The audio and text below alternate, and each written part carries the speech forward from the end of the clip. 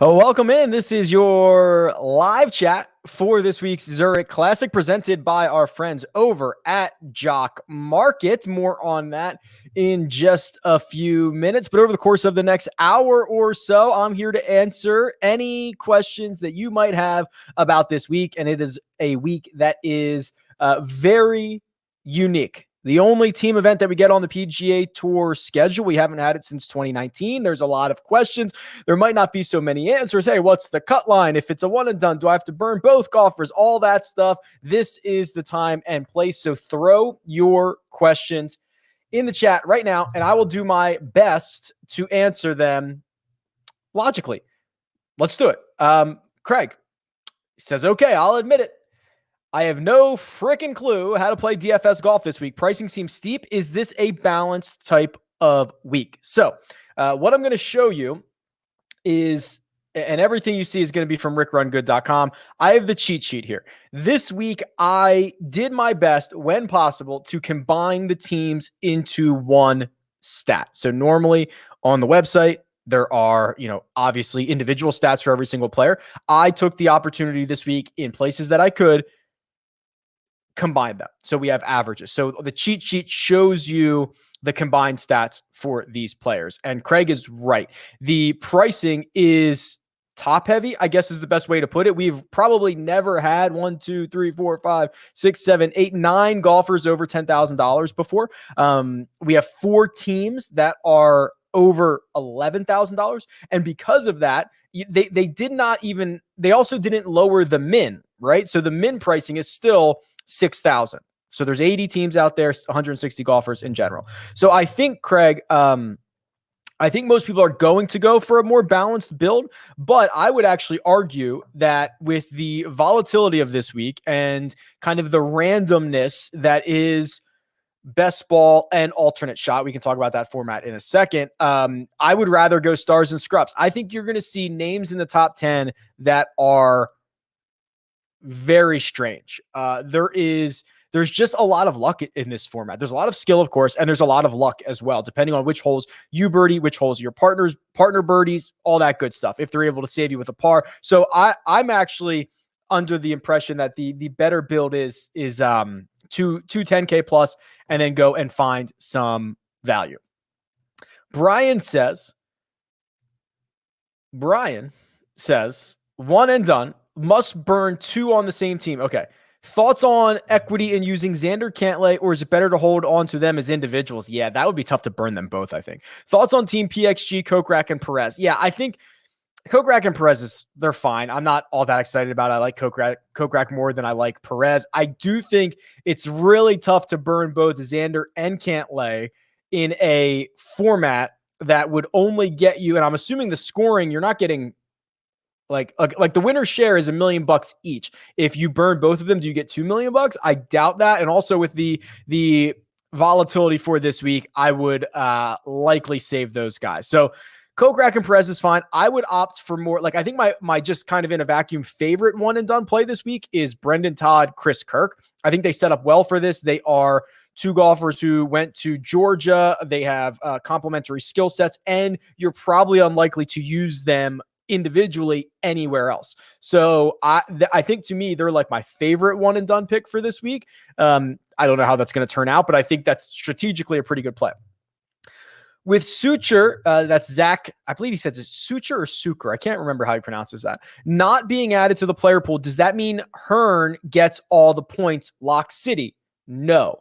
So, all right, let me just back up for a second here. So what DraftKings has done is they have put each, so you can only pick one player from each team. You cannot roster them both, and each teammate is the same exact price as the other teammate. So it doesn't matter. If you want to play Cantlay and Schauffele, it doesn't matter who you choose. Just choose one of them. They are going to get the same number of points throughout. There's no way for DraftKings to be like, okay, especially in the alternate shot, how would you determine what fantasy points Cantlay earned and what Xander earned in alternate shot? It's not going to happen. So they said, okay, the teams are getting the same exact, each partner is getting the same exact amount of points. So no, Tim. So what happened here is Seamus Power was David Hearn's partner, and I loved that group. I got to tell you, Seamus Power was out here at Paiute. It's in Las Vegas. It's the Corn Ferry Tour last week. I watched him for a while. He was striping it, finished inside the top 10, and got COVID. So he tested positive. He's out. So that means David Hearn got placed with Zach Sucher. Hearn would have gotten the same number of points no matter what, and it doesn't matter if his partner is not in the player pool because you only have to choose one of those guys. The other thing, just while we're talking format, there was a lot of questions about the cut line. The cut line is 33 and ties. I might have earlier in the week said 35 and ties. That is what was on the media website.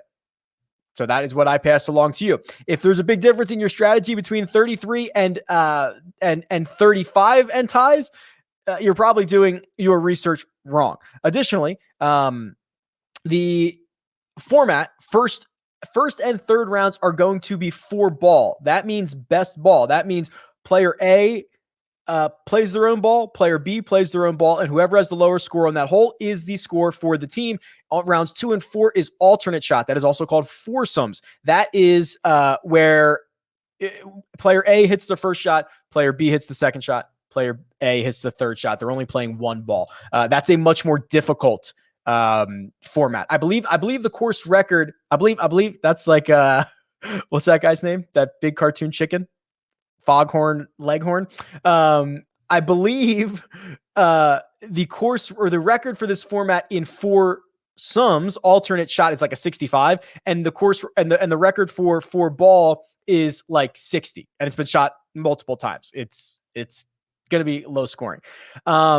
Wow. Okay. So first of all, DFS Reds drops in a big super chat, which is much appreciated.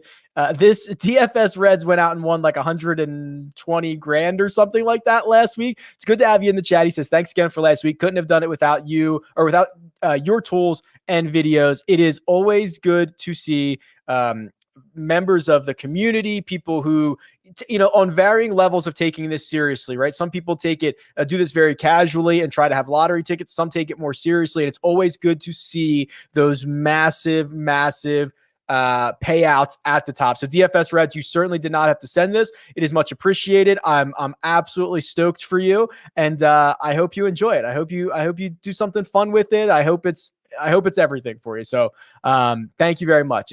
That's awesome. Hank Hill says, have any sub 7,500 teams grown on you this week? Yeah. All right. So let's look at this. So the cheat sheet. Boom, boom, boom. We're going to go down under 7,500. I tried to zoom in a little bit. I'm working on making this a little bit easier. So I think the most logical one right here is Neesmith and Seifert. This is a team that we've kind of been tracking for a while. I was big on Seifert last week. He did make the cut. He didn't play all that well on the weekend, but he's now made 5 cuts in a row. So we can go down and we can see what he's up to, which is, here we go, 5 cuts in a row, a 3rd place finish at the Honda Classic. I like him. He's a very solid player. He's fine. And especially when you get down in this range, he's better individually than probably a lot of these other guys. Well, then you also get to combine him with Matthew Neesmith. So Neesmith is known for one thing, and it is his approach game. He is number 2 on the PGA Tour in greens and regulation. He is number 7 in strokes gained approach. He is number 5 in tee to green. There are few golfers in this range that you get with an elite skill set like strokes gained approach. And here we've got one. And he's partnered with a really solid golfer. So I think that's the most logical one, is the Seifert Neesmith group. I will also tell you the Werenski Peter Uihlein group. Werenski's missed 3 cuts in a row. Take that for what it is. This is a different format. He played well for a bit before that, and he's kind of a streaky guy anyway. So I don't know if I'm all that concerned about his 3 missed cuts. It was the 4th start ago was a 4th place finish at the API, and he had made 5 consecutive in there as well. The guy I'm kind of much more excited about is Peter Uihlein. And again, he played out here in Vegas last week. I went and watched a lot of this. He won the Corn Ferry. It was so windy here last week. You had to be absolutely flushing it to hit good shots. And that's exactly what he did. Not only did he win that event, he had a runner up on the Corn Ferry like 3 starts prior to that. Also, you guys know how I feel about this. The line between the Corn Ferry Tour and the PGA Tour has never been more blurry, especially in a year where no player lost their tour card. So these guys on the PGA Tour on the Korn Ferry Tour are legit. It's a very stout competition, and Peter Uihlein has been playing very well. So that's another team, Hank Hill. Another team that I think is vaguely interesting for a lot of different reasons is the Garnett Scott Stallings group. You can see they are combined. These are their combined metrics. They are within 100th of 0 in all 4 strokes gained categories. They are the most average PGA Tour player. That's kind of a good thing in this format. You're not really deficient in one area. You might not be great at another one, but 2 average PGA Tour players, this is a pretty decent format for that. So those are 3. I could probably go on. I'm sure there's other questions about guys that are deeper, but thanks for checking in, Hank Hill. Denver Timmy says, what does ownership look like for Neesmith and Seifert? And we would love a Mina pick. So I think that's my wife. I believe she picked Terrell Hatton and Danny Willett. Maybe she can text me and let me know. I think she's watching right now, but I think that's who she picked. I also like them quite a bit. I don't know why she likes them, but that's why I like them as well. What does ownership look like? So I do have projected ownership in here. I think, and we can talk about that. This is going to be harder than ever to project this ownership. I have Neesmith and Seifert at 18%. Yeah, my wife said there's something about that Danny, which I think she thinks he's cute or something. I'm assuming that's what that means. I have Neesmith and Seifert at 18%. They are projected to be some of the highest owned groups. Doug Gim and Justin Suh, 27%. They're my highest projected team. John Rahm and Ryan Palmer, Neesmith and Seifert, they're both around 18. EVR, Wyndham Clark checking in on that list as well. Thoughts on I always forget that I didn't show you this. Well, I'll leave this up while I answer the next question. Here was the ownership. Gim, 27. There you go. Thoughts on the Streelman Fratelli team. Hey, I actually like this team. I think they are much more volatile than most. So these guys individually are poppers, right? They do the 80-20 rule. They make 80% of their FedEx Cup points, of their money, of their whatever, in 20% of their starts. Fratelli pops up and goes top 5 at the November Masters, and he played well at the Players Championship, top 25 there, and he had another top 10 somewhere else as well. And then Streelman's been doing this for a decade. Streelman for a decade is like miscut, runner-up, 56th, 57th, 35th, 3rd. Like he just pops up all the time. So I think you put them together, they're kind of 2 streaky golfers that could get going in the right direction, and they could, I think, make a bit of noise here. Dan the Man says, Rick, what's the lowest salary team you'd be willing to put a lineup in on this week? Good question. Pretty low. I'm telling you guys, this is a pretty volatile format. You're going to see names that are pretty nuts at the top. I mean, that Seamus Power, David Hearn team. Now they're not playing together this week because Power is out, but they have back-to-back top 10s here, right? You're going to see names on the first page of the leaderboard that are pretty wonky. There is a case to be made about the lowest team that I'd be willing to do is Peter Malnati and Chris Baker. They're $6,200. Malnati is an absolute psychopath. Right. He is a guy who will go out and make 5 birdies in a row, offset with 6 bogeys, make 3 more birdies, make 2 double. He's a nut. That's awesome in this format. And then Chris Baker, he popped up in terms of, I want to say he's played well on Pete Dye courses in the past. This is a Pete Dye course. So there's obviously a lot of flaws with that team. They're 6,200, but there's a case to be made about that team. Otherwise, yeah, that's probably the lowest I'd go. I was trying to see if there's anybody else I'd be really comfortable with. No, probably not. Thanks, Dan, for the question.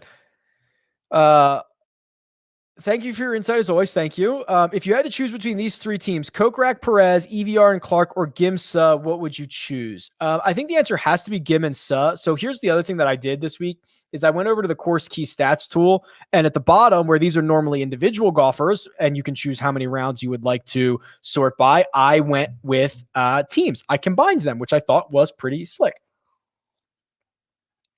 So if you do this, and I just got last 50 rounds in here and sort by birdie percentage, which is going to be important this week. You got to make a ton of them. Doug Gim and Justin Suh are 4th. Now they don't have as many rounds as everybody else, but this is a pretty scary kind of freewheeling team. I know they are going to garner a ton of ownership. So maybe that scares me there. But based on your question and based on the three options that you've given me, I think it is still probably them. Esteban, welcome, says, what do you think about the Im On team? Yeah, so I kind of joked. I have shoes from, I don't know if you guys can see them behind me. I have shoes from both of them at what was that event? FedEx St. Jude. And I joked on Twitter, like, if they win, I'll give these shoes out. They're autographed, they're from the event, all that stuff. I think I'm safe. I think I'm safe in holding on to these shoes. So here's the problem. And let's just dive into this. So here's the Holy Grail. And we will go by, let's start with Sung Jae, who is trying to figure out his irons, right? When we saw him at kind of peak powers at the end of 2020, he was gaining strokes on approach constantly. Well, he just had this stretch of golf from Phoenix to the Masters where he essentially did not gain any strokes on approach. That is super scary in a format where you have to make a ton of birdies. Now, the good thing with Sung Jae is off the tee, he's awesome, and he's a great putter, which is incredibly valuable in this format. So I'm kind of like a 6 out of 10 in terms of excitement on Sung Jae alone. And then you go to Ben On. This is where things start to go sideways. We know he is historically not a good putter, but we've also kind of lost other parts of his game. So here's this stretch of golf where Benny On was doing Benny On things. Awesome from tee to green, routinely gaining 7, 8, 9 strokes from tee to green and giving them all away putting. That is what we expect from Ben On. Well, now he's still giving them away putting, and he's not doing the tee to green stuff, which is troublesome. He's missed 4 cuts in a row. His last finish inside the top 35 was in January. So I'm worried about this team, Esteban. I think that Sung Jae would have to carry a lot of the load here. I'm not quite sure he's prepared to do that with the current state of his game, but I'm like a 5 out of 10, maybe 4 out of 10 in terms of excitement level. Real quick, I want to make this announcement. This video is presented by Jock Market, which I just love beyond belief. There is no Jock Market for golf this week. That does not mean there is not Jock Market happening, right? They've got NBA going on. They've got MLB going on. I think they even have NHL going on. This is stock market DFS. This is where you can buy and sell and trade athletes over the course of while the game is happening, and you can get returns. I mean, I'll show you the returns from last week at the RBC Heritage. So Stuart Sink in Wednesday night's IPO, which is how it works for golf, he was $4.40. He paid out the full $25 a share. That's a $20 profit per share. You could add 1 share. You could add 100 shares of him. Same thing with HV3 and Emiliano Grillo. All 3 of these guys closed Wednesday night around $4.50, and they all paid out more than $18 on their final payout. So this is a really cool, fun way to play fantasy, especially during the event. No golf this week, but that does not mean there is not any Jock Markets going on. And also, I'm going to create some promotional videos for them. So if you have any questions or want things to be explained, please give me a holler and I will work on those as well. Okay. Oh my gosh, John. So first of all, another very generous super chat. John, thank you very much. So John says, thanks for all you do, Rick. We've come a long way since the outlaw days. We have actually. This was just, I think, the 1-year anniversary today of do you remember, John, when there was, so Outlaw Tour became the thing during quarantine, and they were the first like golf back, and they were live streaming the rounds with like featured groups. And the one guy who was supposed to film it, I guess got drunk and missed the tee time or whatever. So like they had to scramble. I mean, that was just perfect outlaw days. It was perfect quarantine stuff. I appreciate all the support. We have come a long ways, and hopefully we have a long ways to go. I think that this industry is booming, and I'm just stoked to be a part of it. Okay, let me find my spot here. This is a total crapshoot, and I love it. Yeah, right. Let's do it. Embrace it. JG says, "Is this one of the 5 worst courses on tour? Which do you think is the worst?" Oh my God. I guess it depends on what you mean by worst. Let me look at the schedule. I think listen, it's the PGA Tour. All these courses are, you'd love to play them, right? Like there's no poor conditioned courses. I guess some of them are better than others. man, I don't know. They go to a lot of great places. Country Club of Jackson. It's a well-maintained course. I find it a bit uninspiring. Sorry, I don't know if I should say that. You know what I also don't particularly like are the resort courses. So like what we get for Bermuda and Punta Cana. Like when my wife and I, when we went on our honeymoon and we were in Mexico, we played a resort course that probably could have hosted a PGA Tour event, and it was awesome. But like these guys just go out there and I don't like it for those guys. I like it for me. But I mean, there's so many good courses. I guess by default, maybe this is one of the worst, but it's a Pete Dye course. It's in a portion of the country we don't see a lot. I don't know. They're all great, man. Let's do a deep dive on Hickok and Robbie Shelton as a dart throw at 6,100. Okay, I've literally not considered either of these guys this week. So how could we do this? We could do this a couple of ways. So we could go to the course key stats and let me just like find them. So they're 6,100. So here they are. I'm hoping you guys can see this. Actually, maybe I'll sort the other way so you guys can see this a little bit better. Okay, so here they are. Last 50 rounds, they don't do all that. They don't do much all that well. They lose about a half a stroke per round combined. They are better birdie makers than guys in their range, which is good. They make less pars and they make more bogeys. I mean, so here's what I'll say, and we can look at these guys even individually as well. Real quick here, Shelton and Hickok. Hickok's a good driver of the ball, I believe, if I'm remembering that correctly, and he better be because Shelton is pretty terrible throughout. Yeah, look at this. I mean, he's lost strokes off the tee in like 7 of 8. He's missed a bunch of cuts. I do not like that at all. And the other one is Hickok, who I actually did like for a while. Yeah, I lost that driver, lost the approach game. I'd be hard pressed to endorse this outside of literally just a dart throw. That's the way that I see it. How do you come up with your points projections each week? How much time do you have? This is multiple years, constantly being tweaked, constantly being back tested.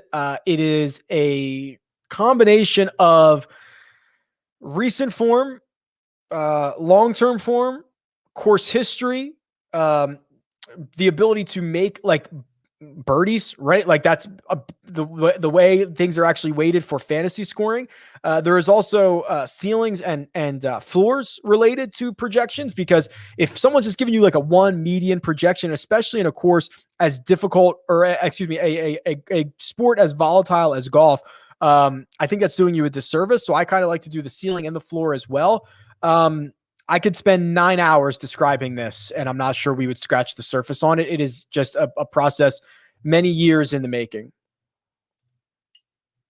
What PGA Tour player would I choose to play with in this format? Good question, Colin. So whoever I play with, we have no chance. So maybe I'll just go with the guy that I think would be like awesome. Like watching DJ play would be cool because he's great and he makes it look easy. Watching Bryson play would be kind of nuts and surreal at the same time. But if I was taking this seriously, I would need a good putter, someone to cover up my woes. I would need a short game guy like a Mackenzie Hughes would probably be a great fit for me. I'm okay off the tee. I'm okay with my irons. The closer I get, I struggle. So maybe like a Mackenzie Hughes would probably be good for me. Giving a look at the course key stats, nothing seems to be jumping off the page. Yeah, so here's the thing. This course key stats tool, my model that I run that I love, that shows you what the most important stats are, basically says there's not really a strong correlation to any one stat. Driving accuracy was the most important, but it is it's below average. So really there are no strong correlations this week, and that's fine. That's okay. So yeah, I would just say ball strikers, putters, guys that have good recent form, guys that can go nuts, right? Guys like, I don't mind Sam Burns. I think there's a question coming up about Sam Burns and Billy Horschel, so we can talk about him there. But like guys with a lot of upside, it's okay if this guy makes a lot of bogeys because his partner's probably going to save him a lot. So I'm okay with that. Oh, this is an interesting question. So after review, so Tyler kind of came to a similar thought process that I did about not being thrilled about Benyon and Sungjae. Do you like Hovland and Ventura in a tourney matchup? I like Hovland. I do think this is a very comfortable pairing. These guys played together at Oklahoma State. Ventura's best part about him, I believe, is the short game. Let me confirm that. He has not had the start to 2020 that he was looking for. Yeah, he's a really good putter. Struggles in most other places. He does gain off the tee. So I do find that to be more interesting than the on-im team. I think this is more natural. If that makes sense. How much do you downgrade Billy Horschel for the Outcast tweet? Maybe I upgrade him. He's feeling it. He's feeling good about himself. Billy Horschel. He's playing well at the moment. Okay. Yeah. So Peters and Lewis. So this is a good question here. I had them last time I checked. They were one of the lowest owned guys I had here. Yeah, I have them coming in at 3%. They are 9,200, and this $9,000 range. It's kind of a dead zone for ownership because a lot of people are going to opt to go up, and then they're probably not going to have enough to go into the $9,000 spot. And I should be showing you my screen when I do this. So there is a dead zone of projected ownership right here in the 9K range. And Peters and Lewis, listen, the Euro guys, they thrive on formats like this. Peters, I think, is better than a lot of people want to give him credit for, even though he hasn't won as much. I mean, when he came out, he was just so highly touted with the raw talent. And Tom Lewis can get around as well. So this is, I believe, an interesting team here in the 9K range. I just think a lot of builds are going to naturally avoid that spot, Alex. Do you think throwing single bullets has better odds or worse odds this week? Seems like only 80 teams. So people who max out have better odds than usual. It's an interesting question, Milton. I would have to think about that. I don't know. I mean, I guess it depends. Like, people who max out doesn't mean they're better, and it doesn't mean they have better odds. I also think this is a more volatile week. So I would probably agree with the side that single bullets have a better chance. Especially single bullets that might be leaving money on the table, I think is probably good. I mean, I don't know. What was the optimal last week? I think it cost $46,000 or something like that. I can try to pull it up. It was pretty cheap. And I think we're going to see something similar this week, or at least where you're going to have one or two teams with like single digit ownership. Yeah. Last week was 46,100 was the optimal lineup. It scored 646 points and would have won obviously everything.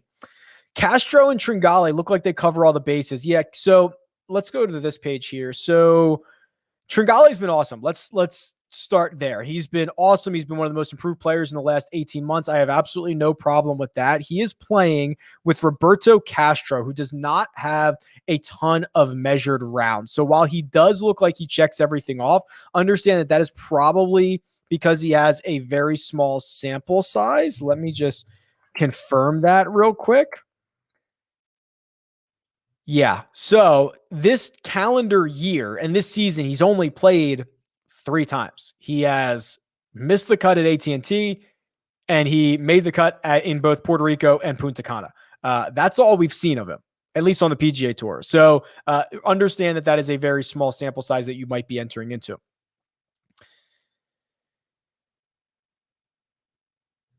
Rick, with so much talent concentrated into higher salary teams, is it even more critical to focus on low ownership teams? For sure. I mean, it's very easy to miss the cut here, right? Even if you are one of the top teams. Alternate shot particularly is it's devastating. And if you're constantly out of position or one guy's not playing well, you have no chance of scoring. And I think that when you combine that with the kind of luck aspect of best ball, where you got to make a lot of birdies and you got to make them on separate holes, it's very easy to miss the cut. I would certainly play an ownership game this week. If you're using an optimizer, if you're using a lineup builder, which by the way, both my lineup optimizer and my lineup builder, I tried to make it easier for you guys to make teams because I zeroed out one player from each team, which would in theory make sure that it doesn't pick both guys. So I was trying to make that a little bit easier for you. I would probably cap ownership at some number. Would favoring teams where one guy is solid on par 3s and the other guys on par 5s be overthinking it? Probably. Yeah, there are some teams. So I wish I had this in front of me. We talked about it on the First Cut podcast this morning. You can go back and watch it. Mark Immelman, he had it broken down for like, okay, the front nine is best for like, if your best driver tees off on the odd number holes, for example, you can really make some hay. So there's a lot of strategy here. I think it's more about what holes they're teeing off on than the par 3, par 5 thing. I'd have to go look at the scorecard again. I don't have it in front of me. One and Done says Happy Gilmore. First of all, congratulations on winning the did they call it the Tour Championship in that movie? Tour, what'd they call it? I can't remember. Congratulations on your gold jacket. One and Done must burn 2. Rahm and Palmer. Homa Gooch burns Billy Ho. Already used Cantlay. Yeah, I think you should just burn Homa and Gooch. Burning 2 is really hard to take a stud in. Just do Homa and Gooch. For DFS purposes, is Zurich harder to get golfers through the cut than others? Yes and no. Listen, I mean, the 6 of 6 question, I get this question a lot. And, you should go check out Cut Sweats at Cut Sweats on Twitter. It's run by Nelson Adcock. He does a great job of this. It shows you throughout the week how many lineups are getting through. I have found it is not easier or harder to get guys through. It's generally the same. It is just the 6 of 6 percentage is always driven by if the chalk gets through. So this week, if you're looking at the chalkiest guys, and so here's the thing. If Doug Gim and Justin Suh, if John Rahm and Ryan Palmer, if Matthew Neesmith and Chase Seifert, and if EVR and Clark, and I'll throw in Homa and Gooch, if those 5 teams make the cut, the 6 of 6 number is going to be huge. Right? It's going to be like 15, 20%. If 1 or 2 of those teams miss the cut, it's going to be like 1%. So it matters more about if the chalk is getting through. Rick, are you playing your normal amount of lineups this week? I generally play the same amount every week. I'll play, in theory, the $200 single entry. I've gotten away from playing the 20 max birdie. I got to get back into playing that. And then sprinkling some of those lineups into the whatever the big resurgence or whatever it is. So I generally don't deviate from that just because I'm always kind of playing the same amount anyway. And I think that, so the other point here from DFS Chef is he says, I understand why DK never ran contests for this before. Yeah, I think that most people are using this for a bye week. I don't like that, especially for like me personally. Like if I'm going to cover golf, I'm going to cover golf every week. Like there's PGA Tour happening. I like it. I think there's strategy involved in it. I'm going to go after it. So like, I want to be a part of it. So I understand why people want to break. It's a lot of golf. We've got another great run of golf tournaments coming up. We're less than a month out from the PGA Championship. We're going to go back to Valspar next week. Then we've got what? After Valspar, Wells Fargo. I mean, we're in the midst of a good one here. So I get it. I get it. Hey, Rick, I ran the optimizer this morning and it gave me 3 players, but with their partners. Did I do something wrong? I hope so, because when I was testing it, so there's 2 things. If you use the lineup optimizer, it was preloaded where one golfer was zeroed out. If you change the inputs, now it's on you. So if you change the inputs, that would change it. Otherwise, email me. I'd have to look into it. Oh, what did you think of my trade offer in the Fantrax league? So I saw this on my phone. I meant to go log in on Fantrax. I don't think I liked it, Manny. I think it was me giving up Matthew Wolff, and it was me giving up, and I was getting Harris English in return. And then there were 2 other players. I'm happy to give up Wolff. I didn't like the Harris English in return. Speaking of, can Morikawa carry Wolff this week? I don't know, man. I sure hope so. Here's the problem. And again, this is not a new problem. We've been tracking this on this channel for months now. Wolff's best weapon has not been there. He has been hemorrhaging strokes off the tee, which if he had that, this would be arguably the most formidable team if we got Wolff in this stretch of golf and Morikawa in his current stretch of golf. But that's not what we have. And if Wolff puts Morikawa in some really awkward spots off the tee, this is going to get bad in a hurry. There is part of me that from a non-statistical standpoint thinks that Wolff needs this. I think he needs to just have somebody share half of the blame, share half of the upside, needs something to break the stretch that he's on, but I am not optimistic, Ken.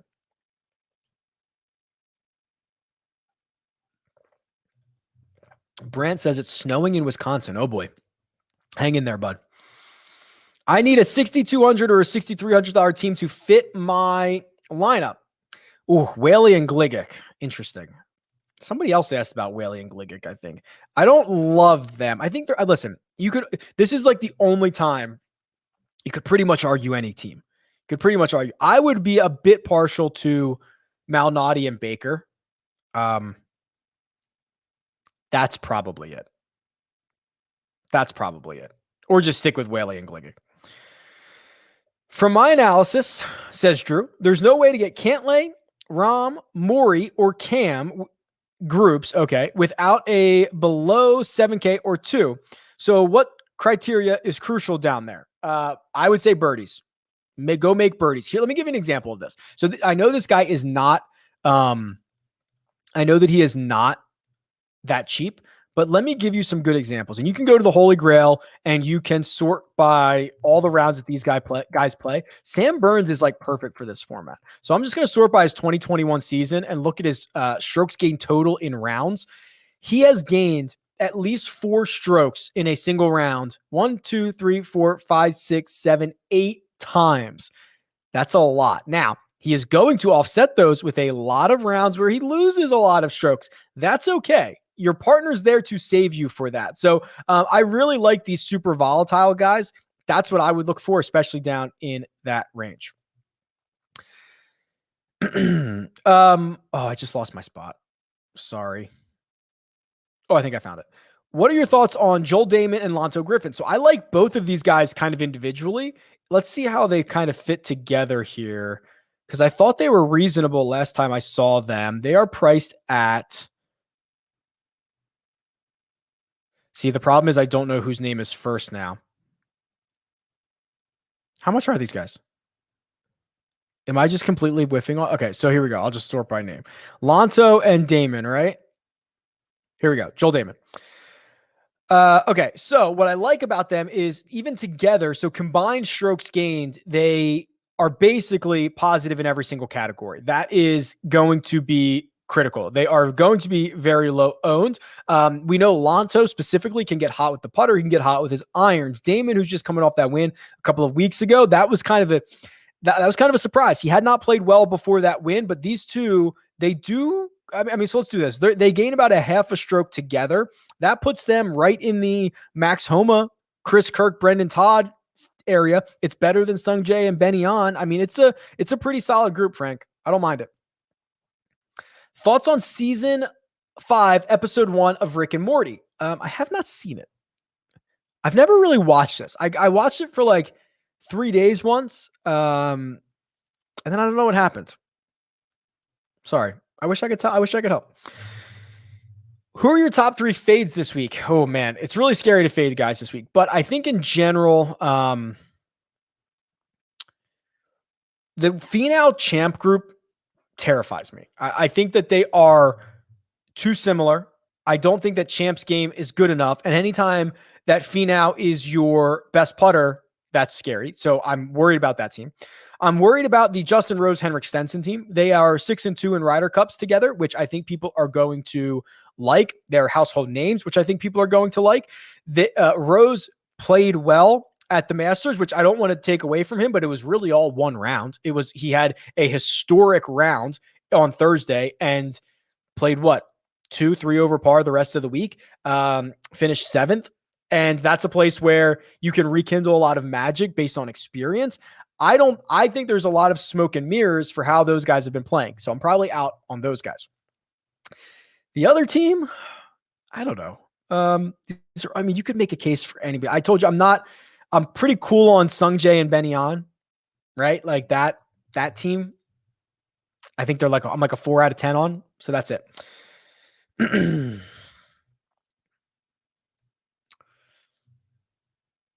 Currently first in my one and done. Should I burn Palmer? Yes. So the great Matt, I don't know if we're friends enough to call you Matty.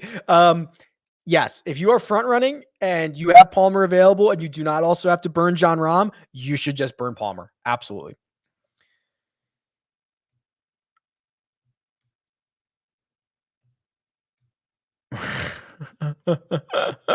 John checking back in. I'm finally getting back to the answer.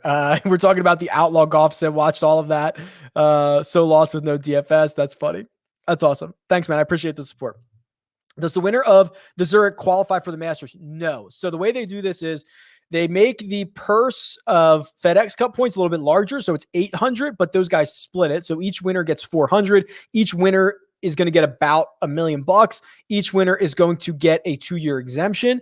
And each winner is going to get an invite to the Players and to the Tournament of Champions. They're not going to get a Masters invite. Yeah, I think that's it. It's a pretty big deal. Like to get a team event and to both of them get a 2-year exemption, like it's a big deal. Torn between Homa and Gooch or Sung Jae and An, I would probably just take Homa and Gooch.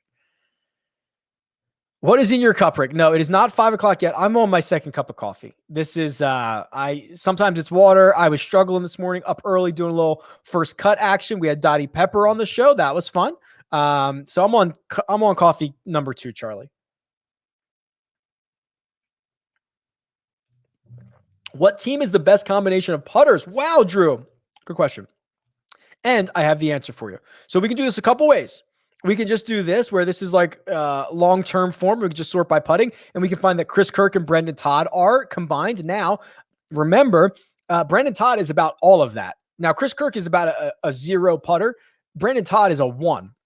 So they're about 0.4 together. Obviously a little bit different. Or we can go last 50 rounds. I love this site. I know it's my own site and I know that I make it and I should love it, but like I actually do really love it. Last 50 rounds. Okay, still Kirk and Brendan Todd. They are at a half a stroke there. Then you get Billy Horschel and Sam Burns. Again, Horschel's probably the majority of that. Hadley and Martin, Hovland and Ventura, Schauffele and Cantlay. And then the South Africans, Louis and Charles, I guess are tied with Scott Brown and Kevin Kisner. Armina picked Hatton and Willett, which is a good pick.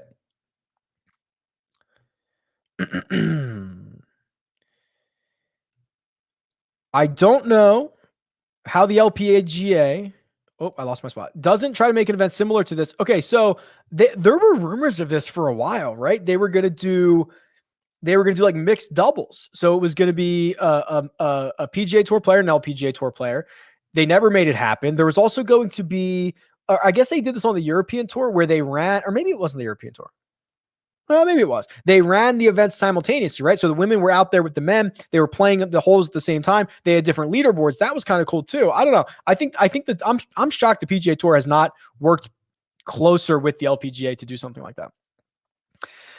Steve says, appreciate your work. Thank you. What price range do you find yourself starting your lineups in? Personally, so let me pull up the cheat sheet here and get this sorted correctly. I've focused on probably the low 10K area. I think that's kind of the natural starting point. But there are certainly some teams I actually made a lineup where I started with right here because I don't build them. I build them like the team that I can't resist the most. And I started one with Warinsky and Uline. I'll go down with that ship. That's fine. Do me a favor while you're here. Takes 5 seconds. Hit the like button. That is much appreciated. Goes a long way for me. Costs you nothing. It is a win-win-win. Fun question. I know mathematically it doesn't matter which member of your team you roster. That is correct. But do you have any superstitious belief? Yeah. So yeah, I did not click Keegan. I clicked Brendan Steele in a lineup because I was like, I'm not picking Keegan. I'm just not like I play him a lot, but I just didn't because what I'll also do is I'll take the guys that I play a lot and then I'll go to the PGA Tour leaderboard or the PGA Tour app and I'll favorite those guys. And it makes me nauseous sometimes to have to favorite Keegan. So I clicked Steele. So yes, it is I definitely picked my favorite of the pair to put into the roster. Do you think Woody Austin and Rocco Mediate make the cut this week? If they do, it would be an accomplishment bigger than anything Tiger has ever done. No, that is obviously an exaggeration, but they are. I don't even know if I have any data on them. I thought I had data on them somewhere. Hold on. They were so. Oh no, I don't even have any data on those. I was looking at some. I mean, it's just their combined age is like 108 or something like that, or 112. No, if they do, I would be incredibly impressed.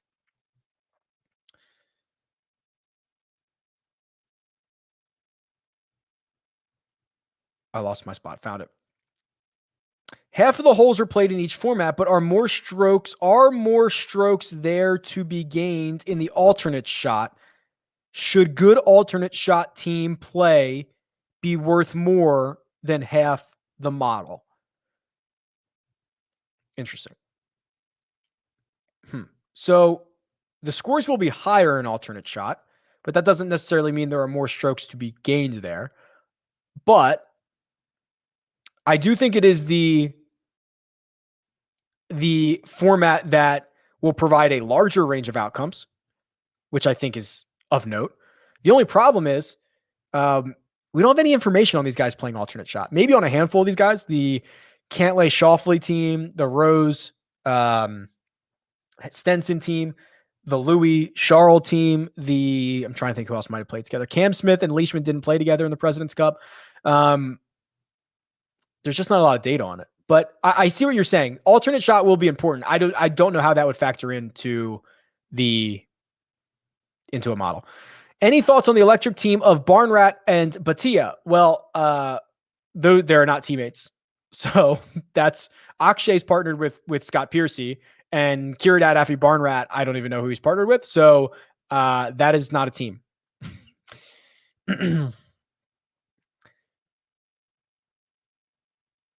Do you think there'll be a big overlay? Yeah. So I didn't think there was going to be Sheerdog, but because these contests came out so early, but you're right. They are filling up very slowly. Listen, DraftKings doesn't make money hand over fist because they have overlay. I think they'll figure out a way to do these, but I'm just kind of looking here really quickly. They got 16 hours left. They'll fill these. I think they'll fill them. It's taken a while, but they'll fill them.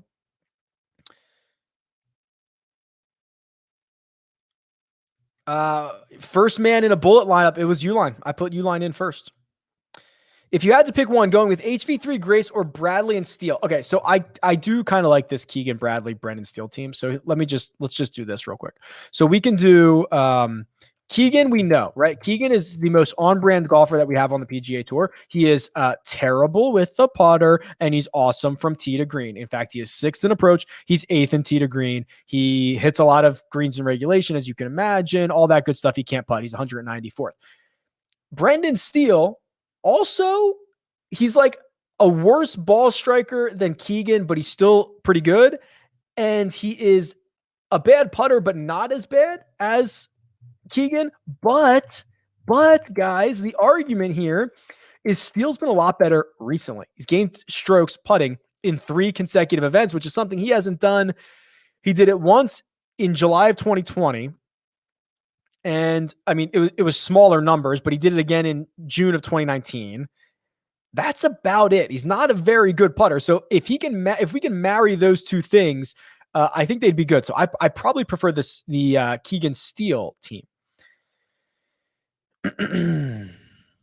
But do they win influencer points? That's awesome. Marcus says, "Hey Rick." Hey Marcus.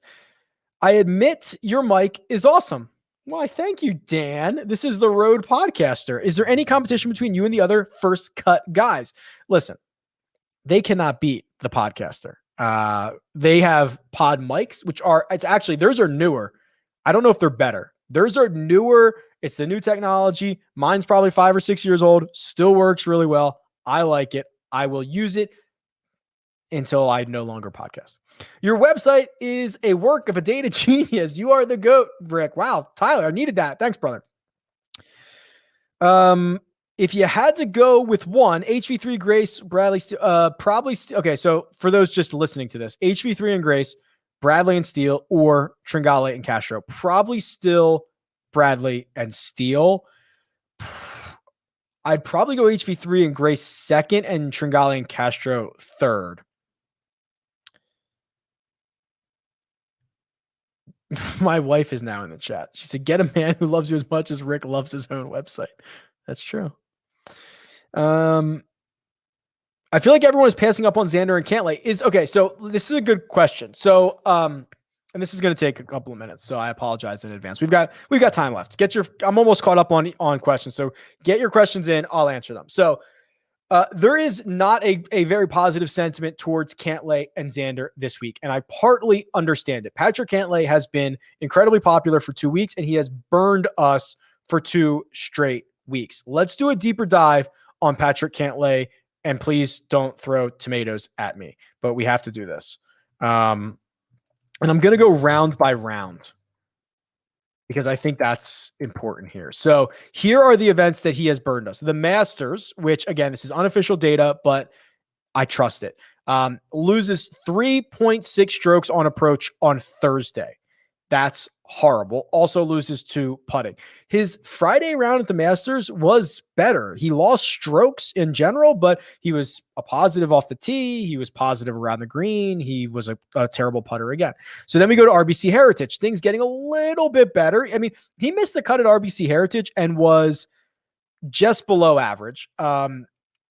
His Friday round was actually the best round he's had in that 4-round stretch because he gained off the tee and he gained on approach. So it's getting better. And then any way you want to slice this, right? However you want to slice this. Let's just do, let's do, 2020 to 2021 strokes gained tee to green.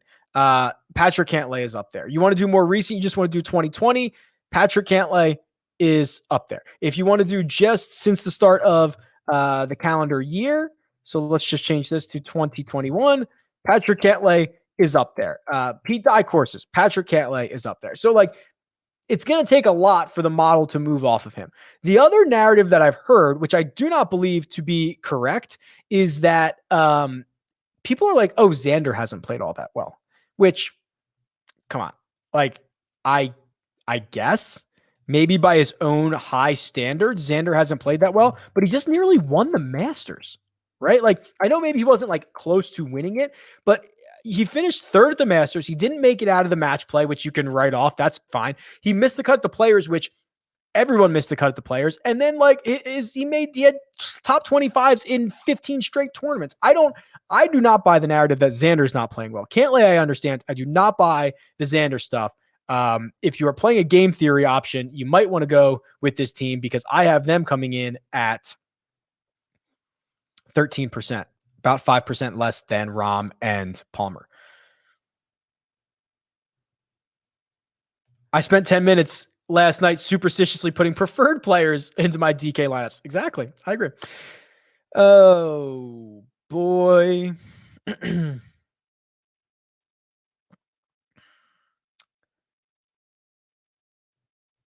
I heard a caddy say the reason Batia and Piercy got together, it's Scott Piercy, was stat related. Well, good thing we have the stats. Let's look. I can do this. I can just go to the regular cheat sheet and we can find Akshay and Scott Piercy. They are a price that I don't know. Here they are. They're $6,900. I would argue that's not necessarily true. I mean, they both lose strokes overall, right? So I'm assuming you guys can see them. They both lose about a quarter of a stroke overall. I guess maybe, no, they both lose strokes putting. They both are slight gainers on approach, unless they were trying to find someone who was very similar to them, which I don't think that's the right reason, Sam. That doesn't make much sense to me. Maybe it's deeper than that. Maybe Scott Piercy went deeper into the stats and figured this out. I don't know about that. Yes. So John says, why is no one using Tringale and Castro? They don't like them. No one knows who Castro is. Tringale is not all that sexy. I think they're a fine team. I think you have to understand Castro is a small sample size guy. Tringale has been awesome. What is the nickname of the Redmond Gehman team? Ooh, both end in man, first of all. And do they find the magic to make the cut? Not with my help. So Doc would have to find the magic there, but our team name would be, I'll have to think about that. I don't know.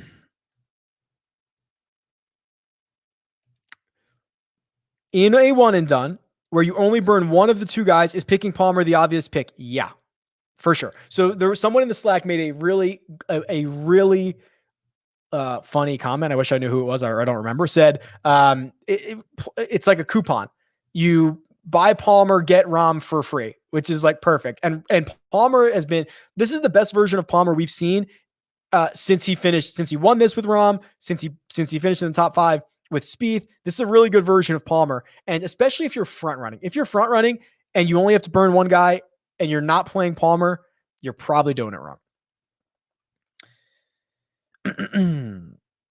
Who is the top ball striking team in the tournament?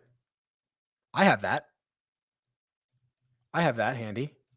So let's call ball striking. What do you want to call it? Do you want to call it approach? So approach would be Morikawa and Wolf. Obviously, Morikawa handling the bulk of that. Neesmith and Seifert. Then Schauffele, Cantlay, Castro. There's that name again. And Tringale are 4th. And then Glover and Ches Reavie. If you want to call it tee to green, which we could argue, Xander Cantlay, Ron Palmer, Finau Champ, Watson, Scheffler. That's an interesting group. And then Morikawa and Wolf. So there you go, Jacob. Hope you enjoy. Okay. What else do we have here? I've answered a lot of these. Oh, was it you, Sheerdog? Good joke. Very good coupon joke. I appreciate that. I've used it twice now. Best putting team in the tournament. I guess we're just going to do the best teams in the tournament. All right. Kirk and Todd, Horschel, Burns, X and Cantlay. There you go. All right. I'm at the end of the questions. So I'll take a sip of my coffee. I've got about 3 minutes to go. Whatever you want to talk about. I'll hang here for a second, see if anything comes through. If not, I'll just end it now. We'll see. While I'm thinking about it, hit the like button. I'm at the end of the questions. I don't think this has ever happened. I might have skipped a couple. Let's see.